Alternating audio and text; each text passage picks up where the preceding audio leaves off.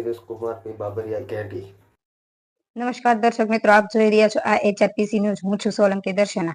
પાલિતાણા ખાતે બહારપરા વિસ્તારમાં મઢુલી ગ્રુપ દ્વારા પ્રતાપગઢ કા રાજા ગણપતિ બાપ્પાની મહાઆરતી અને ભોજન પ્રસાદનું સુંદર આયોજન કરવામાં આવ્યું।